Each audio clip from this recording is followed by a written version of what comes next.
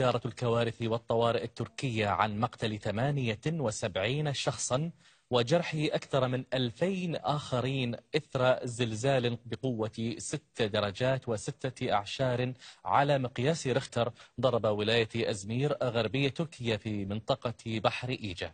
فيما ماجد ضرب زلزال ثان بعد ساعات فقط من الهزة الأولى نفس المنطقة في سواحل ولاية أيدن التركية بقوة 5 درجات على مقياس ريختر. هذا وأرسل الهلال الأحمر التركي طاقما طبيا ومركبات ومطبخا متنقلا ومعدات إلى المناطق المنكوبة. بقوة 6 درجات فاصلة 6 على سلم ريختر يضرب الزلزال مرة أخرى منطقة بحر إيجا غربي تركيا.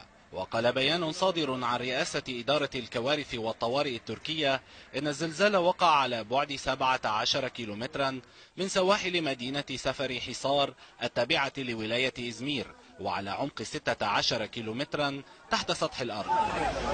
السلطات التركية قالت إن الهزة الأرضية خلفت قتلى وجرحى وانهيار مبان في محافظة إزمير الغربية. قوة الزلزال شعر بها سكان مناطق مرمرة واسطنبول وبلغت جزر شرقي اليونان. إدارة الكوارث والطوارئ التركية في بيان لها قالت إن أعمال البحث في جميع المدن المتضررة من الزلزال متواصلة، فيما تجري القوات المسلحة مسحا جويا للمنطقة. وفي غضون ذلك شكلت وزارة الدفاع التركية خلية أزمة وأرسلت مروحيات للمشاركة في عمليات البحث والإنقاذ التي ما تزال متواصلة. أثينا التي وضعت خلافاتها مع أنقرة جانبا، أعرب وزير خارجيتها عن تضامن بلاده مع تركيا على خلفية الزلزال الذي ضرب ولاية إزمير واستعداد اليونان لتقديم المساعدة والدعم. ينضم إلينا من إزمير عبر الهاتف الطبيب مختار فاتح بيديلي، وهو طبيب في مشفى ميديكال بارك. دكتور مختار، دعني أبدأ معك بما استجد أو إذا استجد أرقام جديدة من الهلال الأحمر التركي حول إصابات الزلزال الذي ضرب إزمير.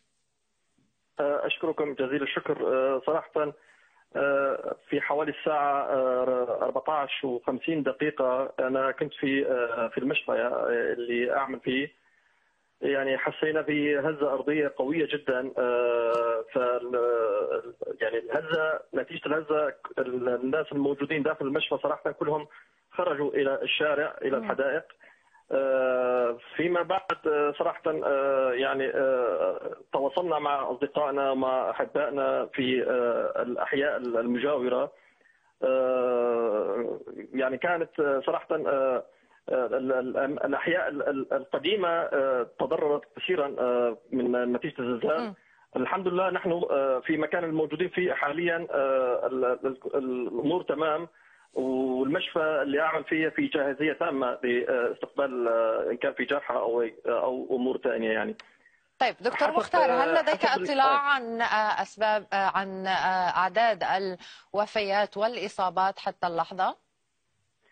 يعني صراحه نحن نتابع الاخبار.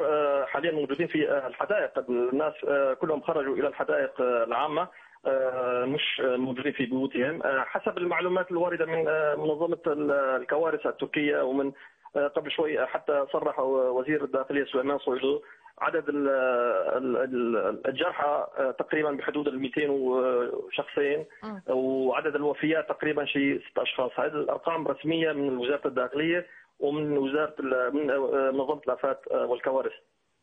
شكرا جزيلا لك الطبيب مختار فاتح فيديلي، كنت معنا عبر الهاتف.